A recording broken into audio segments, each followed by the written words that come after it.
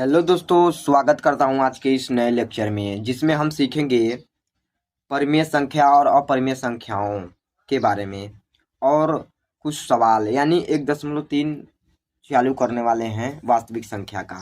तो सबसे पहले हम एक प्रमेय जानेंगे और उसकी सहायता से कुछ क्वेश्चन को हम सॉल्व करेंगे और एग्जाम्पल भी सॉल्व करेंगे। तो चलिए क्या दिया है पढ़ते हैं। तो इसमें दिया है प्रमेय 1 है यह 1.3 की। तो कहा है मान लीजिए कि Q एक अभाज्य संख्या है। तो अभाज्य संख्या क्या होती है मैंने आपको बता रखा है। तो वही कहा है कि अभाज्य संख्या है तथा ए एक धनात्मक पूर्णांक है। धनात्मक पूर्णांक मतलब कि ऋणात्मक संख्या नहीं लेनी है। यदि Q a स्क्वायर को विभाजित करता है तो Q a को भी विभाजित करेगा। यह प्रमेय का कहने का अर्थ है। तो आपको समझ में आया होगा या फिर नहीं आया होगा तो मैं फिर एग्जाम्पल दूंगा कि ये कहना क्या चाहता है। तो आपको समझना पड़ेगा कि अभाज्य संख्या क्या होती है। तो मैं आपको बता दूं कि जो स्वयं से संख्या कट जाती और संख्या से नहीं कटती है उसे अभाज्य संख्या कहते हैं। फॉर एग्जाम्पल के लिए 2 हो गया, 3 हो गया, 5 हो गया, 7 हो गया, ऐसे बहुत सी संख्या है। तो इसका क्या कहने का अर्थ है चलिए मैं बताता हूँ। तो Q एक अभाज्य संख्या है। तो मान लीजिए मैं अभाज्य संख्या में 5 ले लेता हूँ। 5 ले लिया और A एक धनात्मक पूर्णांक है। तो पूर्णांक हम कुछ भी ले सकते हैं धनात्मक में। तो मान लीजिए कि हम 25 ले रहे हैं। तो 25 को यहाँ पर लिख देंगे। तो 25 को विभाजित करेगा तो कितनी बार में करेगा? 5 बार में। तो यहाँ पर क्या लिखेंगे? 25 और घटा देंगे 0 बन जाए। तो हुआ ना। तो इसका आंसर 5 आया। तो इस प्रमेय का क्या कहने का अर्थ है कि अगर 5 25 को विभाजित करता है तो 5 5 को तो विभाजित करेगा। इस प्रमेय का यह कहने का अर्थ है। चलिए मैं एक बार फिर बताऊंगा। मान लीजिए कि अगर 3 9 को विभाजित करता है 3 बार में तो 3 को भी तो विभाजित करेगा। यानी 3 का भागा 3 में देंगे तो कितना आएगा? इससे मान ला भागे देंगे तो एक बार में आएगा। ये भी तो कटेगा। तो प्रमेय कहने का यही अर्थ है कि अगर Q a स्क्वायर को विभाजित करता है तो Q a को भी विभाजित करेगा। अगर 5 25 को विभाजित करता है तो 5 5 को भी विभाजित करेगा। यही इस प्रमेय का कहने का अर्थ है। तो चलिए इस प्रमेय का यूज करते हुए हम एक सवाल को सॉल्व करते हैं। आपको सवाल समझाने से पहले मैं आपको बता दूं परिमेय संख्या और अपरिमेय संख्या क्या होती है। हालांकि मैंने पहले लेक्चर में बता रखा है बट मैं आपको फिर बता देता हूं कि अगर किसी भी संख्या को p/q के रूप में लिख सकते हैं तो उसे परिमेय संख्या कहते हैं। जैसे मान लीजिए p/q अगर इसी रूप में किसी को लिख सकते हैं तो परिमेय संख्या होती है। मान लीजिए 2 है, 3 है, ये परिमेय संख्या है। अगर आप कहेंगे कि इसके बट्टे में कुछ नहीं है तो मैं आपको बता दूं 1 होता है तो इसे परिमेय संख्या के रूप में लिख सकते हैं। अगर जिसे हम इस रूप में नहीं लिख सकते हैं वह अपरिमेय संख्या होती है। क्या होती है? जैसे रूट में 2 हो गया, रूट में 3 हो गया, रूट में 5 हो गया, ये सब अपरिमेय संख्या होती है। तो मैं अभी इसे सिद्ध कराऊंगा कि अपरिमेय संख्या क्यों होती है। तो चलिए सिद्ध करते हैं। तो अब हमें यही सिद्ध करना है कि रूट में 2 एक अपरिमेय संख्या है। तो जब भी अगर इस तरह सवाल आ जाए तो यहाँ तो 2 है, 3 भी हो सकता है, 5 भी हो सकता है, 7 भी हो सकता है। तो आपको क्या करना होता है इन सभी सवालों को सिद्ध करने के लिए? फिक्स मेथड होता है, सिर्फ यहाँ पर संख्या बदलती है। तो आपको मानना पड़ेगा। अगर ये कहा है अपरिमेय संख्या सिद्ध करने की तो आप मानेंगे कि यह परिमेय संख्या है। तो यहाँ लिखेंगे माना रूट में 2 एक परिमेय संख्या है। इतना मान लिए। तो मैं आपको क्या बताया था कि जब भी परिमेय संख्या को हम लिखते कैसे हैं? p/q के रूप में। तो जब हम इसे परिमेय संख्या मान लिए तो अब इसे क्या लिख सकते हैं? p/q के रूप में लिख सकते हैं। तो यहाँ पर क्या लिखेंगे? रूट में 2 बराबर हो जाएगा ए बटा के भी मैं लिख सकता हूँ, उससे कोई दिक्कत नहीं है। तो मैं यहाँ पर पी बाई क्यू नहीं लिख रहा हूँ, ए बटा के बी लिख रहा हूँ। तो ए बटा के बी के बराबर हो जाएगा। तो अब बगल में आपको क्या लिखने पड़ेगा, लिखेंगे जहाँ जहाँ ए तथा बी सह अभाज्य संख्या हैं, सह अभाज्य संख्याएं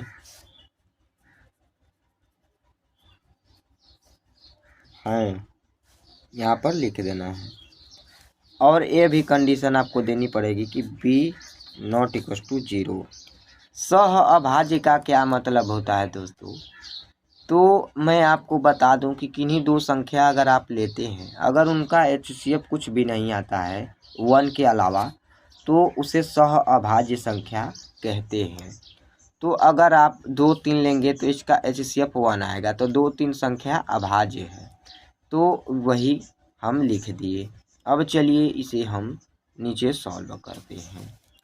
तो अब यहाँ पर क्या लिखेंगे, अब लिखेंगे दोनों पक्षों का वर्ग करने पर, लिखेंगे दोनों पक्षों का वर्ग करने पर, या आप लिख देंगे तो ये क्या होगा, रूट में 2 का स्क्वायर होगा बराबर ये ए का स्क्वायर बटे में बी का स्क्वायर होगा। तो अब रूट में 2 का स्क्वायर, रूट में 2 का स्क्वायर क्या होता है, 2 ही होता है। तो 2 लिख देंगे बराबर ए स्क्वायर बटा के बी स्क्वायर, यह हो गया। तो अब हम क्या करेंगे कि ए स्क्वायर का मान निकालेंगे। तो क्या करेंगे कि ए स्क्वायर को इधर ही रहने देंगे, बी स्क्वायर को इधर लिख देंगे। तो क्या लिखेंगे 2b स्क्वायर, भी लिख सकते हैं क्या कि बी स्क्वायर बराबर ए स्क्वायर बटा के 2। तो अब लास्ट में आपको क्या लिखना है, यहाँ पर वो फिक्स्ड मेथड है। तो चलिए मैं आपको बताता हूँ क्या लिखना है। तो आपको क्या लिखना है, वही प्रमेय जो मैंने अभी बताया कि 2a स्क्वायर को विभाजित करता है तो 2a को भी विभाजित करेगा, जैसा कि अभी अभी हमने प्रमेय में बताया। तो वही इसके कहने का अर्थ है। तो आप इतना लिख देंगे। तो अब हम क्या करेंगे, अब आपको फिर मानना पड़ेगा। इसे हम क्या मान सकते हैं, इसे हम समीकरण 1 मान सकते हैं। तो हम लिख देते हैं समीकरण 1, आसानी होगी। वैसे आप चाहें तो मान भी सकते हैं, नहीं भी मान सकते हैं, उससे कोई दिक्कत नहीं है, फिर भी मैं मान लेता हूँ। तो उसके बाद अब क्या करेंगे, अब लिखेंगे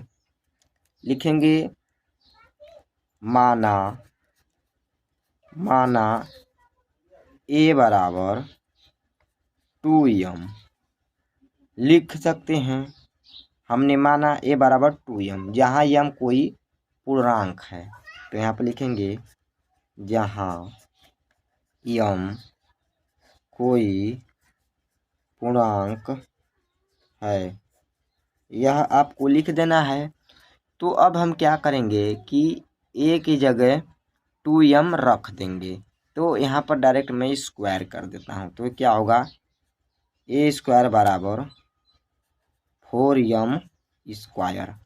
तो अब ए स्क्वायर की जगह हम 4m रख देंगे। तो लिखेंगे समीकरण 1 में ए स्क्वायर का मान रखने पर, लिखेंगे समीकरण 1 में ए स्क्वायर बराबर 4m स्क्वायर रखने पर, यह आपको लिख देना है।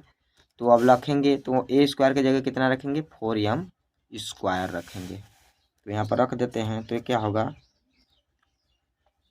बी स्क्वायर बराबर 4m स्क्वायर बटा के 2, यह आपको लिख देना है। तो 2 से ए 4 कटेगा 2 बार में, तो 2 को इस साइड ले आ देंगे। तो क्या होगा, बी स्क्वायर बटा के 2 बराबर m स्क्वायर। तो अब आपको क्या लिखना पड़ेगा, चलिए मैं आपको बगल में लिख के बता देता हूँ। तो आपको लिखना होगा कि 2b स्क्वायर को विभाजित करता है। तो आप क्या कह सकते हैं कि 2b को भी विभाजित करेगा, यह लिखना पड़ेगा। तो मैं आपको प्रमेय में बताया कि अगर 5 25 को विभाजित करता है तो 5 5 को भी विभाजित करेगा, तो वही इसका कहने का अर्थ है। तो मैं आपको फिर बता देता हूँ, अगर 5 25 को विभाजित करता है 5 बार में, तो 5 5 को तो विभाजित करेगा एक बार में, तो मैं आपको बता दिया। आप इस बराबर के चिन्ह के फेरे में मत रहिएगा, मैं आपको एग्जाम्पल जस्ट दिया हूँ। तो अब लास्ट में क्या लिखना पड़ेगा, आप तो इतना लिख दिए तो सवाल सॉल्व हो गई। तो आपको लास्ट में लिखना पड़ेगा, क्या लिखना पड़ेगा, चलिए मैं आपको बता देता हूँ। आपको स्क्रीन पर लॉक रहा होगा, लास्ट में क्या लिखना पड़ेगा, लिखेंगे अतः ए और बी में कम से कम एक उभयनिष्ठ गुणनखंड है, परंतु इससे इस तथ्य का विरोधाभास प्राप्त होता है कि ए और बी में एक के अतिरिक्त कोई उभयनिष्ठ गुणनखंड नहीं है। यह विरोधाभास हमें इस कारण प्राप्त हुआ है क्योंकि हमने एक त्रुटिपूर्ण कल्पना कर ली है कि √2 एक परिमेय संख्या है। तो लास्ट में आपको क्या लिखना पड़ेगा, अतः इससे यह निष्कर्ष निकलता है कि √2 एक अपरिमेय संख्या है। जैसा कि हमने आपको पहले बताया था कि ए और बी सह अभाज्य संख्या है और इनका HCF सिर्फ 1 होना चाहिए, लेकिन यहाँ तो 1 के अलावा 2 हो रहा है, 2 बी को भी विभाजित कर रहा है और 2 ए को भी विभाजित कर रहा है। तो इसका क्या अर्थ हुआ, फॉर एग्जांपल के लिए अगर आपको मैं बताऊं कि 2 और 4 कितना होगा, तो 2 4 को भी विभाजित करेगा, 2 को भी विभाजित करेगा, तो इसका HCF 2 ही होगा। तो जस्ट यही कहने का मतलब है कि अगर 2 ए को भी विभाजित कर रहा है और 2 एम को भी विभाजित कर रहा है, सॉरी मैं गलत बोल दिया, अगर 2 बी स्क्वायर को भी विभाजित करता है और ए स्क्वायर को भी विभाजित करता है, तो इसका HCF 2 हो गया। और जबकि हमने ए और बी का क्या माना था कि इनका HCF 1 आना चाहिए था। तो ऐसा क्यों हुआ, क्योंकि हमने गलत कल्पना कर लिया था कि √2 एक परिमेय संख्या है। तो यही आपको लिख देना है। तो उम्मीद करता हूँ आप लोगों को यह क्वेश्चन समझ में आया होगा। चलिए मैं एक एग्जाम्पल और कराता हूँ। कहा है उदाहरण 1 में कि दिखाइए कि 3 में √2 एक अपरिमेय संख्या है। तो चलिए इसे हम सिद्ध करते हैं। तो सबसे पहले क्या मैंने बताया कि इसे मानना पड़ेगा, तो हल में लिखेंगे क्या, माना 3 में √2 एक परिमेय संख्या है, यह मान लिए।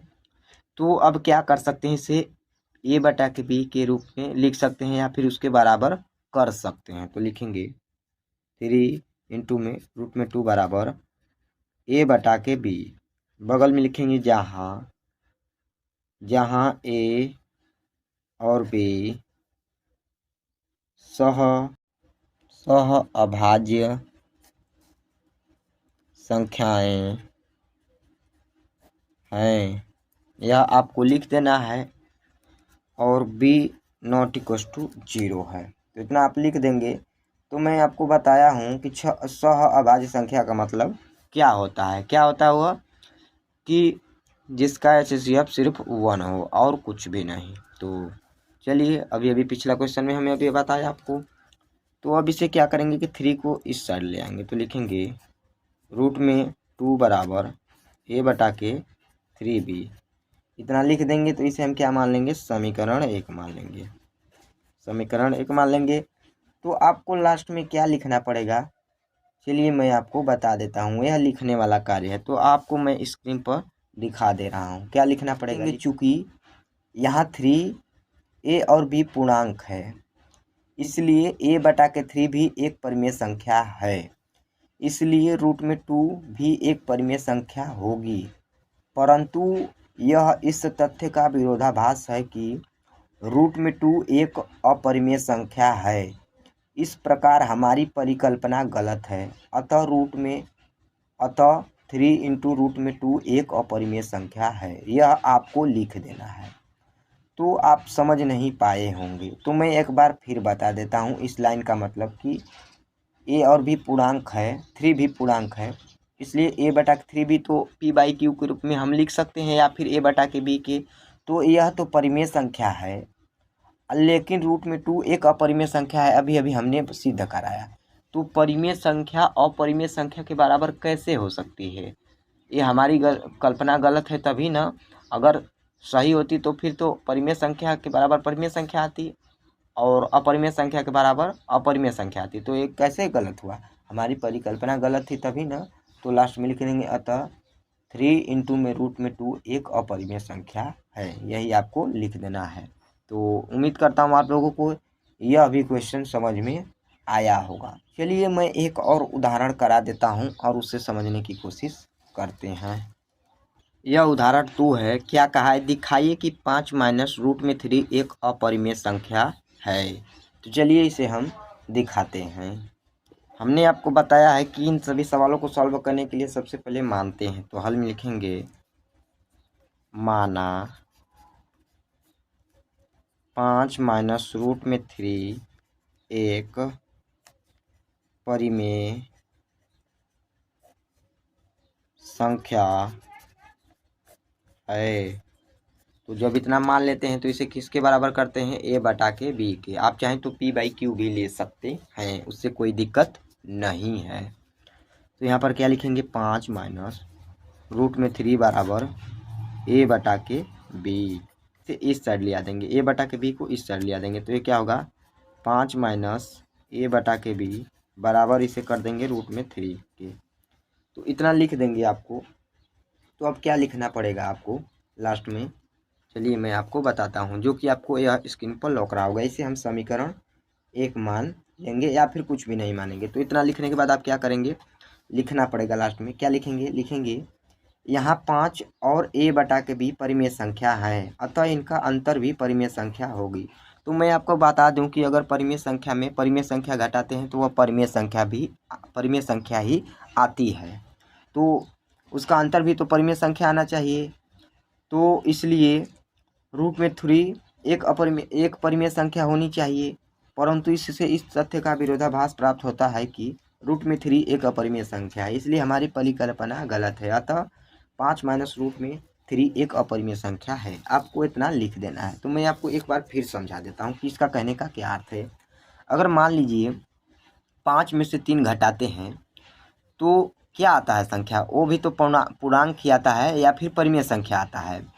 तो अगर परिमेय संख्या आता है, जब हम अगर 5 में से माइनस ए बटा के बी घटाएंगे तो वो भी तो परिमेय संख्या आना चाहिए। लेकिन यहाँ पर तो रूट में 3 एक अपरिमेय संख्या आ रहा है। तो ये किस कारण हुआ? हमारी परिकल्पना तो गलत ही है ना। तो यही आपको लिख देना है कि अतः 5 माइनस रूट में 3 एक अपरिमेय संख्या है। तो उम्मीद करता हूँ आप लोगों को इतना एग्जाम्पल और क्वेश्चन समझ में आया होगा। नेक्स्ट वीडियो में हम 1.3 का क्वेश्चन को सॉल्व करने वाले हैं एनसीईआरटी बुक का। मिलते हैं नेक्स्ट क्लास में। जय हिंद।